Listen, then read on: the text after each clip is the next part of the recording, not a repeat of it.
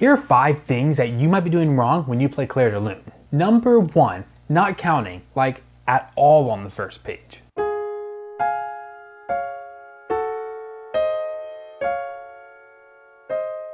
Here's the thing, Debussy went through all of this work to write Clair de Lune in 9/8 time, and then write in 8th rest, and dotted quarter notes, and duplets versus triplet 8th notes. And there's really only one reason you would go through all that work and write in all that detail. You kind of want people to play it that way. For example, right from the beginning, your 2nd and 3rd notes are both 4 times longer than the first note. 7, 8, 9, 1. 4, 5, 6, 7, 8, 9. 2, 3, 4, 5, 6, 7, 8, 9, 1. Number 2, not knowing where the melody is. Even though Clair de Lune is famous for having a gorgeous melody, you as a piano player have to work to bring that melody out. Show us which notes belong to the melody and which notes do not. Bad. Better. Now you might be asking, how can you tell which notes are part of the melody and which notes are not? Well, in Clair de Lune, Debussy actually makes it pretty obvious. For the most part, the melodic notes are stemmed upwards, and the notes that are not part of the melody are stemmed downwards. So you have measures where the right hand has both melodic notes and non-melodic notes, and just follow the stem direction. Here's a great example right here. Check out the melody. The melody of the notes are going up. The non-melodic notes are the stems that are going down. Now that's not true in every measure, like measure 15 right here, just only has the downward stems. So basically every single chord you're playing right here, the top note of that is part of the melody, which is actually kind of normal. So in the absence of the multiple direction stems, just assume the top note's the melody. Number 3, you need to be able to switch back and forth between grouping your 8th notes into groups of 2 and groups of 3. 1, 2, 3, 1, 2, 3, 1, 2, 1. Now this is such a common problem in Clair de Lune because the first page is so simple to learn the notes. The notes are not too crazy to learn. So I think a lot of you might have jumped into Clair de Lune before you were quite ready, or maybe before you even experienced this idea of switching back and forth between straight 8th notes, dot, dot, dot, dot, and triplet 8th notes, dot, dot, dot, dot, dot, dot.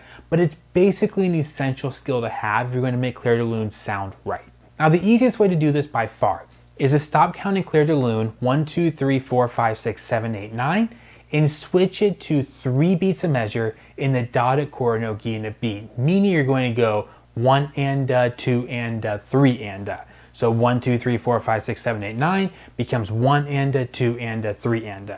1 and 2 and 3 and 1 and 2 and 3 and. Now why is that so helpful? Well, amongst other things, it helps you to solve this exact problem. If you can count 1 and, you can also count 1 and, then you just have to practice going back and forth. 1 and 2 and 3 and 1 and 2 and 3 and. Or maybe even switching mid-measure. 1 and 2 and 3 and. 1 and 2 and 3 and 1.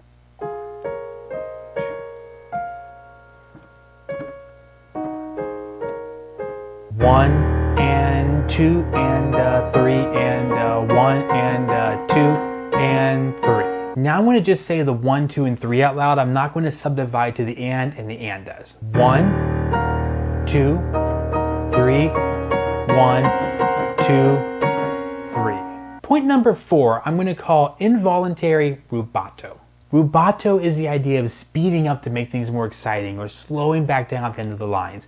What I mean by involuntary is you are kind of a victim of your own skill in the piece. You're doing things like rubato. You're slowing down and you're speeding up, but kind of only to give yourself time to search for the notes.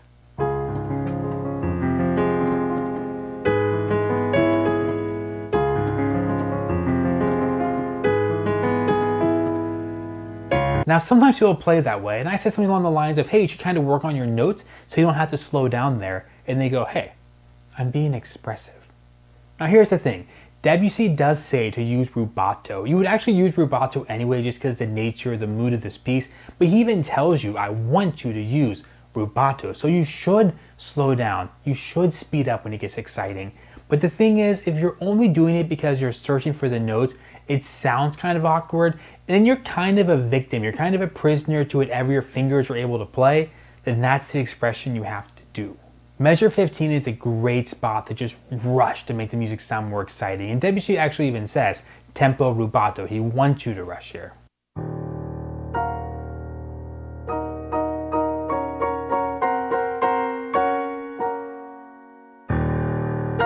Now, even though that's good, what would not be good is rushing and slowing down randomly depending on whether or not you know what the next note is.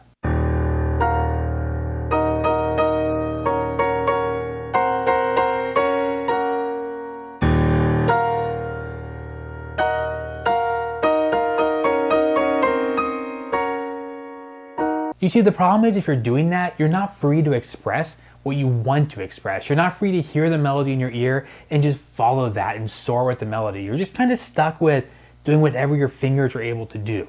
So I would say if you've come this far, just keep working on those hard passages. You get really good at them, really comfortable, and then take some time, listen to the melody by itself. Maybe just play only the melody. Hear what you want to do with it, and then add the expression after you're able to take care of all those problems with the notes. Okay, you made it to point number 5. And great news, point number 5 is a super easy fix. And this is simply recognizing the differences between ties and slurs. Now, most of you at this level clearly know the difference between a tie and a slur. It's a tie connects a note to itself. You don't lift it, you just continue to hold it through the tie. And a slur tells you to play this group of notes kind of together and to do it smoothly. Often it's just the attention to detail to go through and make sure you're not replaying all the tied notes. Don't replay the F on top.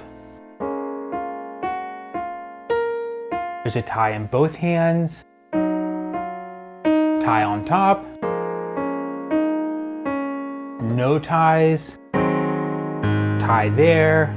So again, we're ending on a pretty easy point here, but it is something I've seen done incorrectly fairly often in Clair de Lune, so get your magnifying glass out and check for all the ties. And there you have 5 things that you will hopefully no longer do wrong when you play Clair de Lune.